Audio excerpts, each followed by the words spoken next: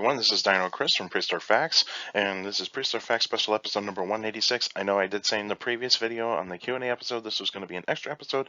That was a mistake. The extra episode is going to be next week. I'll give you a note. I'll talk about that later on and near the end of the video.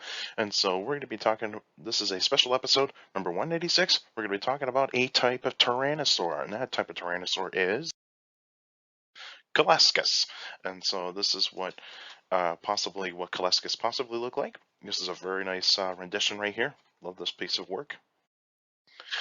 Some information about Kileskus. The name actually means lizard in a native language in the country that it's actually from. And so it's like an ancient language, so to speak. And of course, and then here we got the length is 17 feet or 5.2 meters. Height is 3 feet or 0.9 meters. Weight is 1,500 pounds or 1,500 pounds. Lived 166 million years ago in the Middle Jurassic period, and the fossils were found in Russia and was described by Avryanov in 2010. So this is a dinosaur that's been around for over a decade now. And so, like, what I mean by a native language, and so this is probably from the tribes. So the name Kileskus is probably the language of the native people that were actually around at that where the fossil site really was. And so yeah, so the native people of that part of Russia where the fossils were found probably gave it the name, in so to speak, but also the paleontologists as well. And so here, the next slide here, and so you can see where Russia is. It's this giant pink country right here. That's where the fossils are going to be found. They're found mostly in this southern central area of Russia.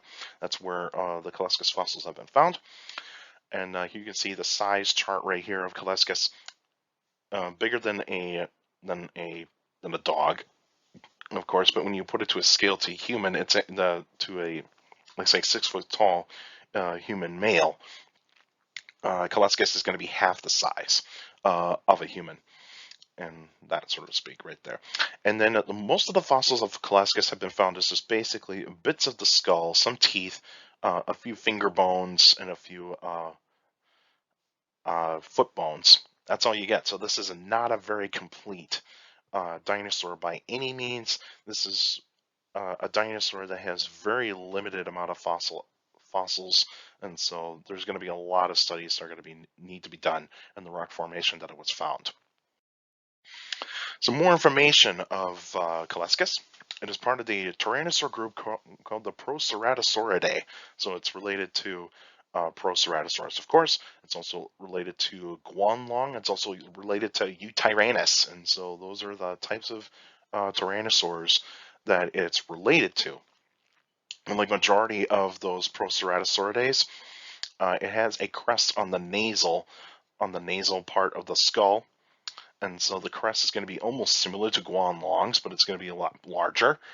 It also has 3-fingered hands. It's kind of different from most other types of tyrannosaurs, but it has got 3-fingered hands. And like majority of all tyrannosaurs, their premaxillary teeth are D-shaped in cross-section. And so when you have a premaxillary tooth of a tyrannosaur and you actually do a cross-section of it, it's going to be in the shape of a D. And that is very characteristic of tyrannosaurs. But the other types of teeth of Kileskus that are going to be very blade-like teeth, so very knife-like teeth, very thin, not designed for crushing bones, like say some of the later tyrannosaurs like Daspletosaurus, Lythranax, Tarbosaurus, and Tyrannosaurus, of course. So, and like a Tyrannosaur is a carnivore. The environment in Kileskus that it lived in was warm and humid. There would have been wet and dry seasons.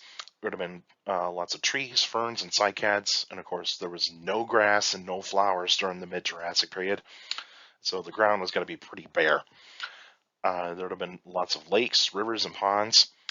And then, of course, other types of animals around would have been insects, amphibians, reptiles, the early mammals. Birds are not so much yet. I think most paleontologists would believe that birds were just about to begin to show up in the Middle Jurassic, but those were still those were considered the very first avian dinosaurs, but they haven't made it to that part of Russia yet. There was also pterosaurs, and of course other types of dinosaurs as well. The prey species the prey, or I should say the prey, that Kileskus would have been going after was small reptiles and mammals, even small dinosaurs, and even carrion. But Kileskus was not the top predator in its environment. It was not the top predator. That would have gone to a megalosaurid, or otherwise maybe an early ceratosaur, so to speak, because allosaurs were not totally around just yet in the Middle Jurassic period. At that point in time, and so you're probably more likely going to see some early ceratosaurs and probably a megalosaur that would have been around at that point in time as the top predator. But there would have probably been some sauropods and even some stegosaurs that were around too. The extinction of Kileskus is mostly going to be due to climate change. The temperatures were getting warmer, and so when you have warmer temperatures, there is going to be a little bit of a bit of a warming period, and so the plants are going to have to evolve to different types of ways to combat the heat, and of course other types of animals are going to have to combat the heat in that sort of way. And then you have predator competition. Mainly predator competition is going to be the reason why Kileskus went extinct. Another part of it, basically, and that would be is that like the early ceratosaurs and even the megalosaurs and some of the earliest allosaurs were starting to come around, and those types of dinosaurs pretty much outcompeted the Proceratosaurs at that point in time. And the Proceratosaurs eventually got smaller, and so they got smaller until it was around the Cretaceous time is when they made to their biggest form, which is Eutyrannus, and in the early Cretaceous period. But yeah, and mainly it's going to be majority is going to be climate change, but of course predator competition was going to be another part of its extinction. And then you see here the map of the Middle Jurassic and where Russia is going to be. It's actually going to be around this area right here. If you can see that red circle that you see here, that's where the areas where Kileskus is going to be found. You got Europe right down here next to North America. You can see the birth of the Atlantic Ocean, which is a very small sea right here.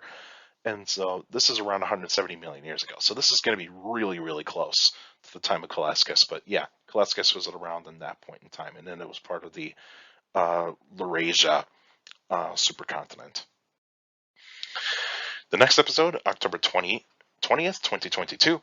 And that will be the extra episode on the book that I recently got a month or two ago. It's called The Monster's Bones. It's a fairly recent book, and so I'm going to be reading that, and there'll be a review, and there'll be me in front of the camera, and I'll actually give you my take on the book and what do I think of it compared to some like other types of books that I've read. But mainly, it's going to be like what I think of the book, and is there very interesting things about this book. But I know it's going to be mostly about Barnum Brown. And that's what it's going to be about.